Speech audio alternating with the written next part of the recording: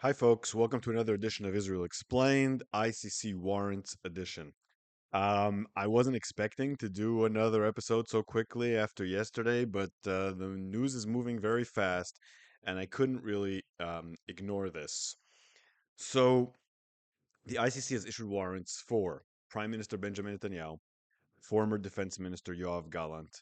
Not clear if any secret warrants have been issued and if there will be any warrants in the future. This is a rolling investigation, so I wouldn't be surprised if there will be more warrants following this.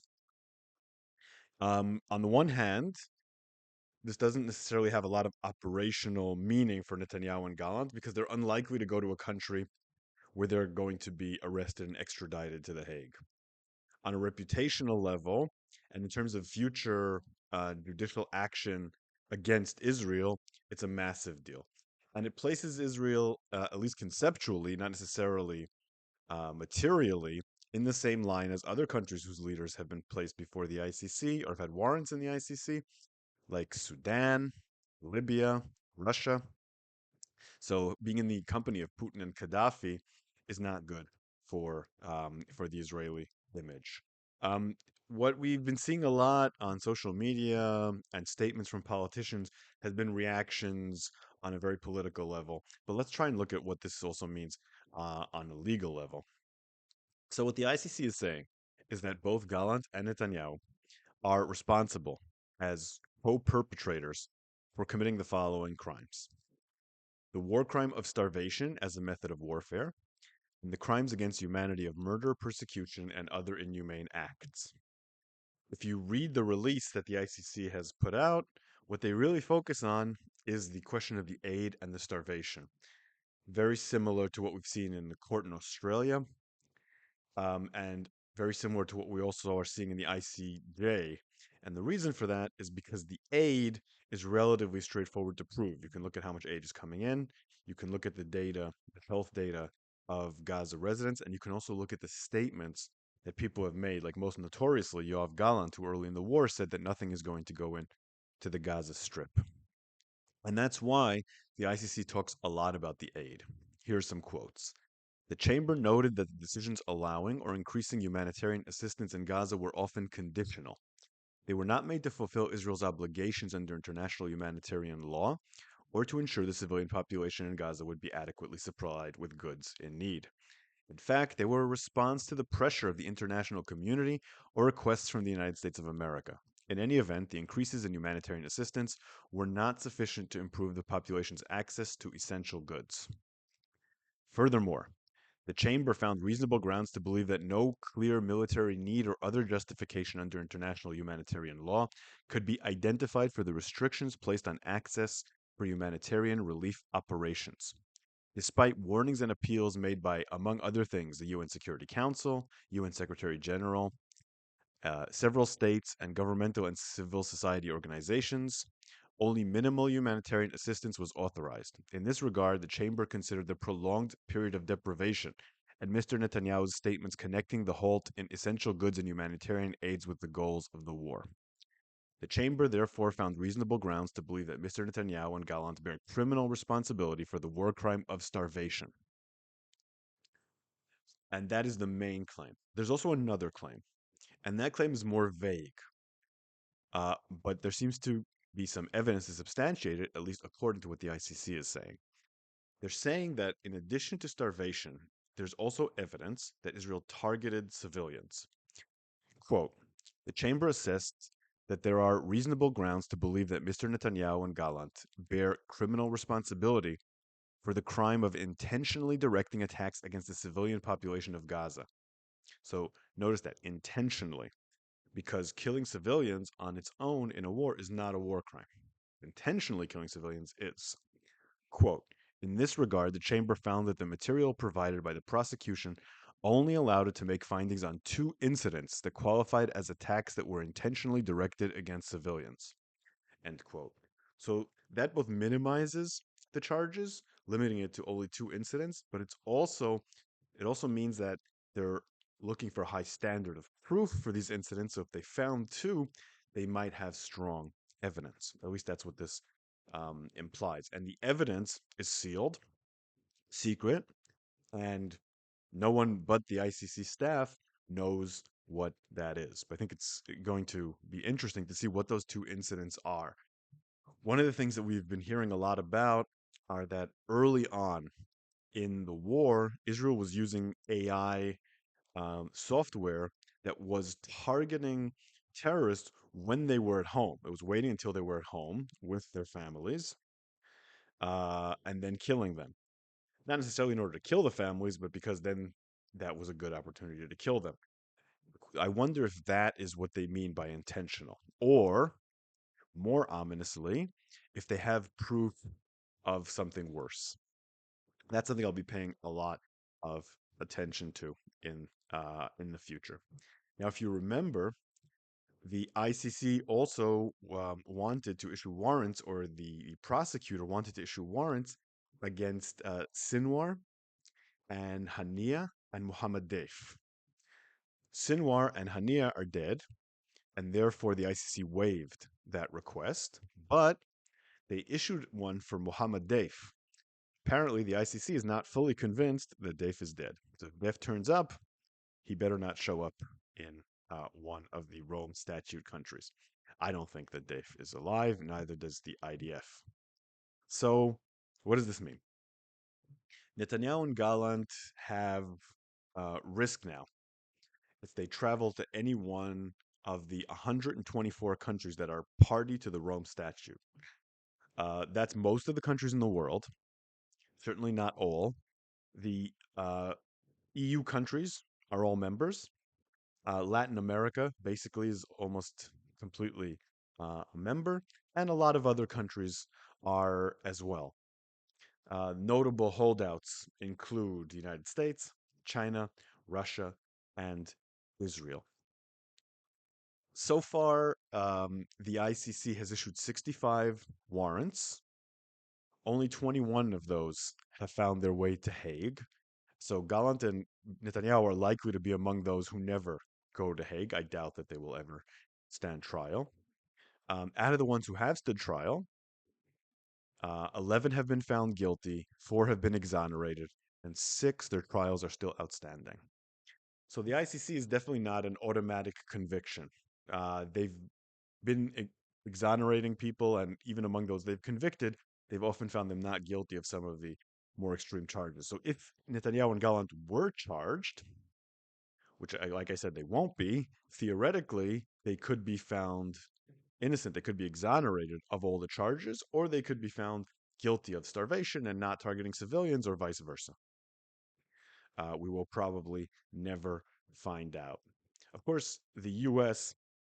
isn't a party to the Rome Statute, although I heard the mayor of Dearborn said that he would arrest Netanyahu and Gallant if they showed up, so don't go to Dearborn. And that makes it pretty easy for them because the U.S. is one of the main places they go. Also, some countries in the EU have said that they will not cooperate, especially Hungary. Czech Republic may end up not cooperating. The UK seems to be on the fence about cooperating. And in Argentina, where Javier Milei is a strong friend of Israel, he said that he would not cooperate either. We'll probably see some other countries say that they won't cooperate, but the vast majority definitely will cooperate. France and the Netherlands already said that they would.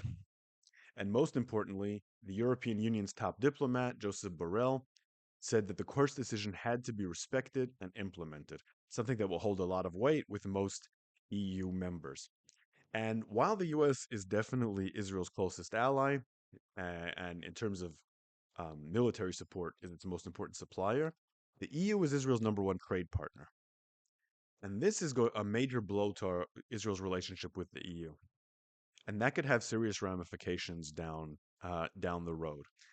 And while we're not going to be seeing Gallant and Netanyahu arrested, I think there's a pretty good chance we're going to see IDF officers arrested. You're never going to know which IDF officers have secret warrants against them.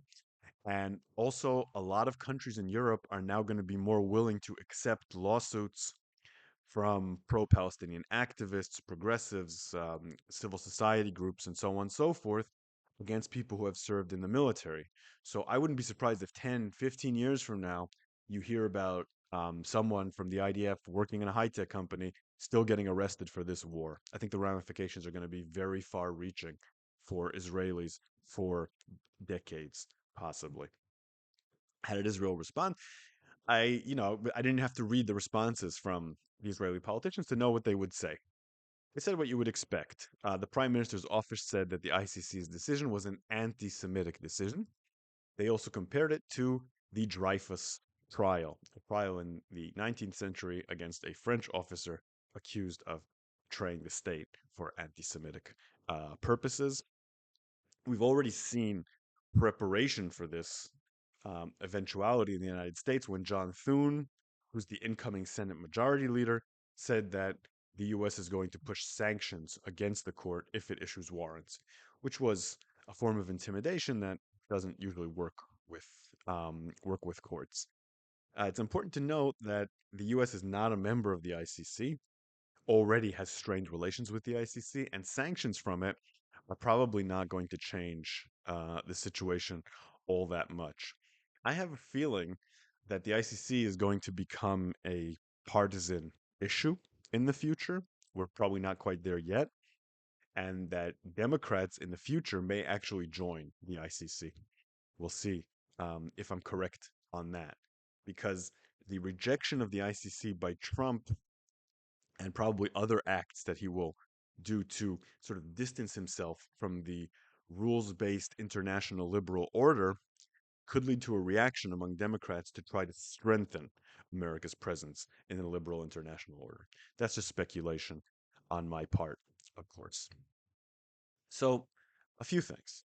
I've talked to some legal experts in Israel, both private and someone who works in the government. They both told me that despite the fact that a lot of people are talking about whether these charges are real or not real and all that, no one really knows what the evidence is. So it's very hard to say what the IC is going on and how strong their case is. What Israelis think is that it's not too late to try to counteract this by having a serious internal Israeli investigation. Even after warrants have dropped, the standard of complementarity in the Rome Statute still stands. So, standard of complementarity is that if a country is seriously investigating its own crimes, then the ICC doesn't have competence over those crimes because the domestic court takes precedence. Now, the ICC is mindful of the fact that domestic courts could manufacture or pretend to investigate in order to stymie warrants. So anything like that would be looked at carefully. But the international community does generally trust the Israeli judicial system quite deeply. So if that kind of investigation were to occur, that might actually help. And, you know, Israel is feeling singled out. Israel is feeling like the international community is being anti Semitic in this. And on some level, that's true. I think the Israeli war effort, with all of the problems that it's had, um, has been relatively um, well run, has been relatively lacking in any massive and intentional war crimes. However, war crimes have occurred. I'm almost positive. I've seen evidence of several war crimes. What Israelis are aghast about and concerned about is the sense that in other wars, those kind of crimes were not investigated. And they are correct. But Israel could have prevented this. Back in the beginning of the year, Karim Khan, the chief prosecutor of the ICC, the man who recommended bringing these arrest warrants against Israel, said, I've been continuously telling the Israelis since October 7th, comply now, don't complain later. End quote. On more than one occasion, Gali Bahrav Miara, who's the attorney general of the Israeli government, has said that Israel should start investigating war crimes now and form an independent committee to investigate everything that's happened in the war. And if they do that, they can prevent ICC warrants. On a couple of occasions, according to Israeli media, Netanyahu approached Gali Barav Miara, and talked to her about the possibility of doing this to prevent these warrants from being issued. But the scope that he wanted for the investigation wasn't the scope that she wanted for the investigation. They couldn't really agree on how to do it, and so it wasn't done. Um, Not only has Netanyahu refused to have a um, investigative committee that's independent, now he's blocking it. So just yesterday, and this might be related to this, I'm not sure. Um, it came out in the Israeli media that Netanyahu and the Likud are trying to put through a law that would forbid the creation of an independent commission of inquiry. Instead, he wants to create a political um, inquiry commission divided by people who would be nominated by the government and the opposition. And then, if they disagree, they could each issue separate conclusions. That seems like a very clear attempt to muddy the waters to prevent there from being one authoritative voice on responsibility and to be able to block investigations. So, all that means that while there have been ways to prevent this from happening, the government has not done it. And on some level, um, you almost feel like some elements in this government want this kind of thing. They want the sense that the international community is anti Semitic, coming after us, so that they can justify doing things that the international community won't like that may be against international law. And I'm thinking particularly about settlements and things of that ilk. So I don't think Israel's going to solve this by investigating itself. It maybe could, but it won't. So what does Israel do? This requires deep change in the IDF and in politicians and how they're conducting themselves. Because there's going to be far more willingness to prosecute Israelis abroad, both in the ICC, but probably more often in domestic courts, because this breaks a sort of psychological barrier that a lot of countries had in suing Israeli officers, Israeli politicians. Up until now, the vast majority of those petitions have been thrown out by courts. Might change that. So politicians and soldiers are going to have to really watch what they post on social media, something that they haven't been doing throughout this war, and they probably aren't going to start doing now. They're going to have to watch their very combative political statements, which we're seeing all the time, which may increase their popularity at home, but could be used as evidence against them abroad.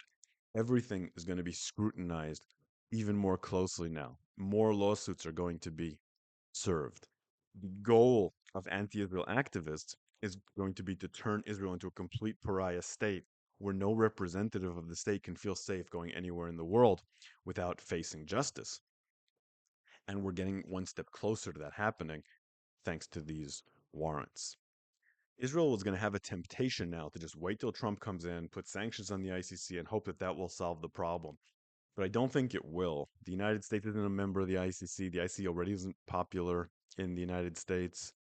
Um, I think that while Israel will definitely do that and rely on Trump and support sanctions, a lot of the work is going to have to be behind the scenes, talking bilaterally to members of the Rome Statute and other countries with universal jurisdiction in law to try to convince them not to prosecute Israelis willy nilly. That will require some accountability in Israeli law, that will require some deft diplomacy, a lot of things that Israel really hasn't been showing in recent years. I hope this will be a wake up call to the Israeli diplomatic and legal corps, and most importantly, its political leadership. Okay, I have a few questions from you. Matthew Levine asked, if I may, you appear to be of the opinion that any hope of Saudi and UAE involvement in Gaza is idle. Why did you come to that conclusion? What would you need to see or hear to come to a different conclusion? Okay, so Saudi Arabia and the UAE were willing to be involved in some kind of governance scheme for Gaza, hesitantly, by the way, in early 2024. There was talk about this in January. What they said is that it would have to be part of a transition to a Palestinian state. Of course, that didn't happen. Netanyahu refuses to talk about movement to a Palestinian state. The UAE and Saudi Arabia would need that as a guarantee, because otherwise, their nightmare is that they would be involved in occupying Gaza in perpetuity or for a very long time. They could find themselves, theoretically, supporting Israeli occupation, being attacked by Hamas, being demonized by Iran, so on and so forth. It's really a trap for them. So if I was them, I would avoid it altogether, to be honest. But even if they were going to be involved, it would have to be as some kind of pathway to a Palestinian state, not in order to buttress Israeli occupation. And that's not going to happen. So I think it's a non starter. There's a reason Israel is starting to move right now, as we talked about in the last episode, towards military governance of Gaza, because no one else is going to govern it. If unless Israel brings the PA in and they're not willing to, no other country is going to go in. Neither should they. If they go in, they will be fighting against Hamas and be demonized around the world, just like Israel is. No one wants them. Mike 990 asked, "Can you explain your position on settlements in the West Bank and possibly Gaza? Would they make Gaza more stable in the long term, and would any Israelis actually want to move there?" Okay, so let's start with the West Bank, since those already exist. I'm a big opponent of settlements in the West Bank. I think that um, terrorism by the Palestinians is one of the main reasons we don't have peace between Israelis and Palestinians, as everyone knows. I think that the main Israeli contribution to the fact that we don't have peace are the settlements. While Israel's been talking, negotiating in the 90s, early 2000s, and so on and so forth, it greatly expanded the settlements, quadrupling the population of the settlements between the early 90s and the early 2000s. I believe that that was one of the main reasons Palestinians lost trust in the Oslo process. Meanwhile, Israelis lost trust in the Oslo process due to terrorism. Since then, not only have settlements expanded, but also settlement terrorism and attacks against Palestinians in the West Bank have further destabilized the region. And what settlements in the West Bank are doing is they're basically bringing us closer and closer to the day when there's going to be a one state solution. And what that will look like, whether it will be permanent civil war, something run by Palestinians, something run by Jews, which is totally apartheid, whatever it leads to, it won't be good. So, therefore, I'm an opponent of the settlements. And I also believe that they violate international law. As for settlements in Gaza, right now, the government does not have plans to settle Gaza. Netanyahu has been fairly consistent, to his credit, in not wanting settlements in Gaza. He does not see any real upside to it in terms of security, in terms of international relations, or any of that. I don't think he even thinks it would be politically beneficial to him because most people in Israel don't support that. However, there's a lot of people in Israel who do support that, including a good portion of Netanyahu's own party. So that could happen. Who would move there? Not that many people. We didn't have that many people living in Gaza originally in the settlements there, and we might have even fewer this time. Maybe some more. They will not be significant demographically, but there are people who will move. There are people who it's very important to them to do. They'll be ideologically very extreme. Would they stabilize the situation in Gaza? No, no, of course not. There's only two ways you could make settlements in Gaza. One way is to put them next to Palestinians, kind of like they did in the past, which would lead to a large presence of the Israeli military there, would lead to rockets being shot at the settlements, might lead to settler terrorism against Palestinians there, all that stuff. And Israel would have to work very hard to prevent all that. Or it would involve ethnic cleansing of the Palestinian population in at least parts of Gaza, most likely northern Gaza. Basically, there's some initiative right now to ethnically cleanse northern Gaza from Palestinians and replace them with settlements. That seems to be the most likely way settlements would arise. Would that stabilize things? No, that would just be another reason the Palestinians can't move towards a two-state solution, because more and more territory is taken from them. If you look at a map of mandatory Palestine from pre-1948, you'll see that the Gaza Strip and the West Bank are only a small portion of it. Palestinians believe that all of it belongs to them. Some of them are willing to compromise and take only the West Bank and Gaza. But then you say to them, even in those small parts that we're willing to give you, we're going to take all these bits, in many cases, the best parts. Um, that's not something that Palestinians can agree to. So they will just continue to fight forever until they destroy Israel, rather than accept a compromise that they think is very unfair to them, and also that they think is increasingly done out of bad faith. That Israel makes offers, meanwhile builds more settlements, and really what it wants is everything. That's what most Palestinians believe. And I understand why they believe that. There are elements in the Israeli government that really do believe that and are acting in that direction. Okay, this was a particularly depressing episode of Israel Explained. I apologize.